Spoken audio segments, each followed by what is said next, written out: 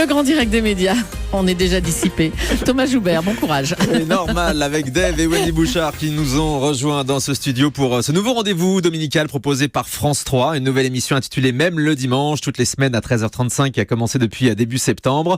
Ils reçoivent des invités de différents horizons, notamment des artistes qui chantent sur le plateau. Démarrage assez faible du côté des audiences, on va en parler avec Dave et Wendy qui sont nos invités sur Europe 1. Bonjour à tous les deux. Bonjour à tous. Il y a quelques jours, je recevais Dana Astier, la patronne de France 3, dans ce studio. Elle nous disait clairement qu'elle n'était pas satisfaite de l'audience pour le moment. Est-ce que vous l'avez écouté? Est-ce que vous avez fait des ajustements du coup pour tenter de redresser la barre, Dave?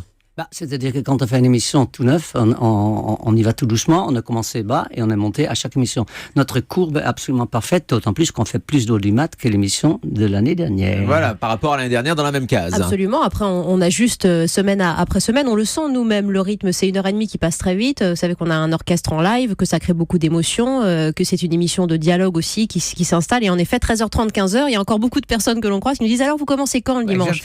Bon, donc il faut le temps, c'est un petit bébé, 5 émissions, c'est tout pitchou quand même. Mais le démarrage est encourageant pour le moment. Oui, enfin on le sent bien et on le porte avec espoir. Moi je regrette juste qu'on a commencé avec Daniel Auteuil et Renaud à un moment où les gens ne regardaient pas encore. C'était un peu bête ça quoi. Oui, vous avez commencé très tôt dans la saison, dès le dernier week-end d'août. 4 septembre.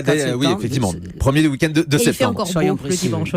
François est en pleine cure de rajeunissement, ça on le sait. On vous a demandé de faire plus jeune, Dave? Mais je fais plus jeune, toujours. Toujours je fais pas du tout son âge. Quel est votre secret? Grâce à Wendy. C'est Wendy mon secret. Absolument. Vous vivez avec Wendy, vous changez. Non, mais il est de fait très curieux, très enthousiaste. Donc non, on vous a pas demandé de Attendez, rajeunir. c'est la première fois de ma vie, moi qui adore lire, qu'on me paye pour lire. C'est quand même extraordinaire. Ça veut dire que vous lisez les livres, vous allez voir les spectacles de vos invités. Il y a des journalistes qui m'ont reçu pour le livre que j'avais fait avec Patrick Loiseau, qui s'appelle Ma chaîne de vie chez Robert Laffont, et ça s'est dit. Et je me suis rendu compte qu'il n'avait pas lu le livre. Non, rien. Non, des fiches, oui, mais pas de livre.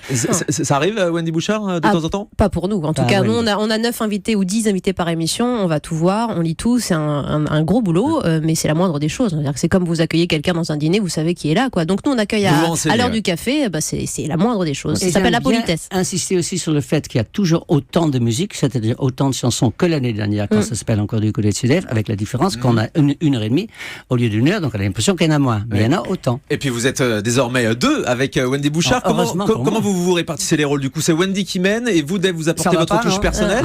C'est les femmes qui mènent la danse. Non, on mène chacun.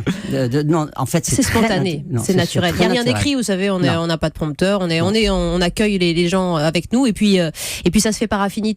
Dave, évidemment, connaît certains artistes. Il a une perception artistique des choses. Moi, j'ai une perception plus journalistique. Donc, mais chacun amène l'autre dans son univers. On fait très attention tous les deux sur l'équilibre. Puis on peut peut-être quand même donner un secret aux auditeurs d'Europe 1 qui sont très avertis. Ce n'est pas en direct et donc ils arrangent aussi probablement. Il y a du montage, c'est-à-dire vous êtes coupé au montage, Dave? Mais évidemment, mais j'étais coupé de naissance. Quoi. Voilà ce que je subis tous les jours. Non, en plus c'est pas en 1944. Ça malheureusement nous sommes en direct, on ne peut pas le couper au montage, effectivement.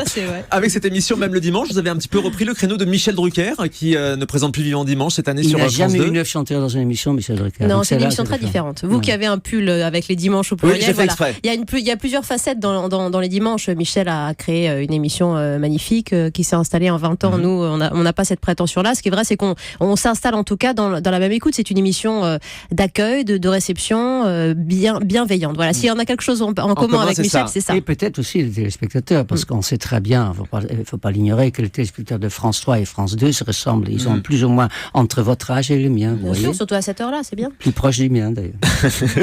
Ça, c'est vous qui le dites. On ne sait toujours pas quel âge il a. Vérifiez ce week-end.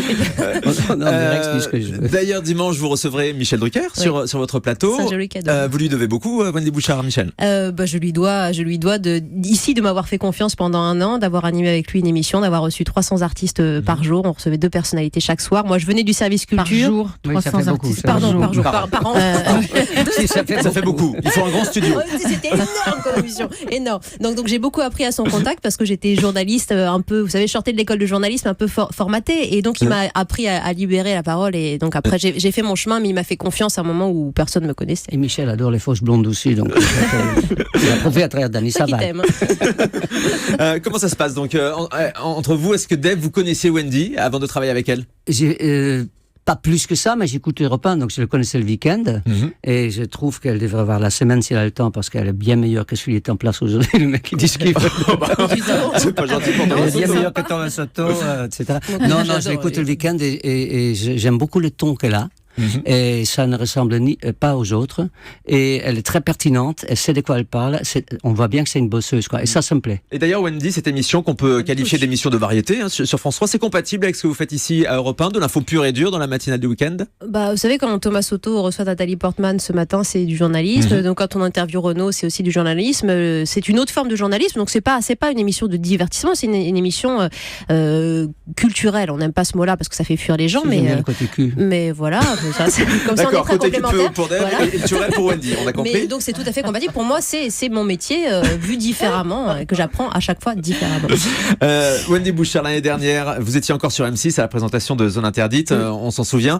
Il y a eu cette proposition de France 3, mais vous vouliez absolument partir d'M6? Ah, pas du tout. Ça s'est fait vraiment par hasard. France 3 est arrivé avec cette proposition magnifique. S'il n'y avait pas eu la proposition de France 3, vous seriez encore à la présentation de Zone Interdite aujourd'hui? Peut-être. En tout cas, c'est pas moi qui ai fait la démarche. Et Dana Astier, la directrice de France 3, est venue me proposer ces challenges et ces défis magnifiques.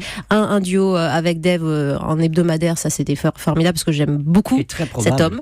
Et très probable. Et un autre duo avec André Manoukian. Quand on vous propose des choses comme ça, qui vous sortent aussi un peu de l'investigation pure. Ça sera en prime avec André Manoukian. Ça sera en prime, le premier à la fin du mois d'octobre, sur la vie secrète des chansons. Donc j'y suis allée parce que ça correspondait à mes premiers amours ici et c'était tout à fait naturel. Moi j'ai toujours tenu ici à Europe de garder à chaque fois des petites séquences justement avec les artistes de culture. Mais alors Dave présentait son émission tout seul l'année dernière du côté de chez Dave. André Manoukian présentait également son émission tout seul sur les secrets des chansons. Non, je ne viens pas perturber leur équilibre. C'est ce que j'allais vous demander. Vous venez faire les petits trous à l'arrière du vélo ou non, c'est plutôt quoi. Moi j'étais fou de rage quand on me l'a proposé. Alain aussi, c'est évident. On dit quoi? André Manoukian. Alain Manoukian, c'est les chaussures. Voilà, c'est autre chose.